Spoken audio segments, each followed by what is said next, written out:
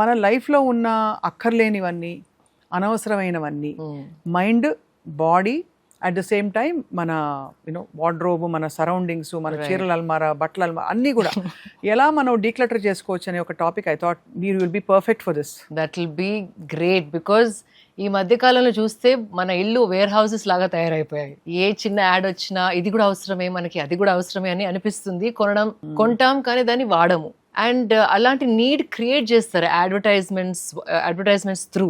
అవును. సో ఆ టైంకి వాడాలి అనిపిస్తుంది. కానీ మళ్ళీ లైఫ్లో చూస్తే కనుక ఒక వస్తువు కొన్నా కొద్దీ దాని వెనుక పని, that is something they don't realise. ఒక వస్తువు కొన్నప్పుడు దాని క్లీనింగ్, దాని స్టోరేజ్, దాన్ని గుర్తుపెట్టుకొని మళ్ళీ తీయడం, the more you add the more time you're wasting, the more stress you're gathering. Correct, 100% కరెక్ట్గా చెప్పారు. ఎందుకంటే ఎస్పెషల్లీ మీరు సస్టైనబుల్ లివింగ్ గురించి ఎప్పటికప్పుడు మాట్లాడుతూ వచ్చారు. You always believed in it కదా. Right, absolutely. సో ఈ పాయింట్ ఆఫ్ వ్యూ నుంచి వాట్ ఇస్ సస్టైనబుల్ లివింగ్ అంటే, సస్టైన్ కార్ట్ మీరు స్టార్ట్ చేశారు అప్పుడు, what is sustainable living? Sustainability అంటే ఏదైతే మనం ఎక్కువ మార్పులు చేయకుండా తరతరాలు నిలిచిపోతుందో అది సస్టైనబిలిటీ. అంతే. సో అది మనకి ఇంకా మార్చే అవసరం లేదు.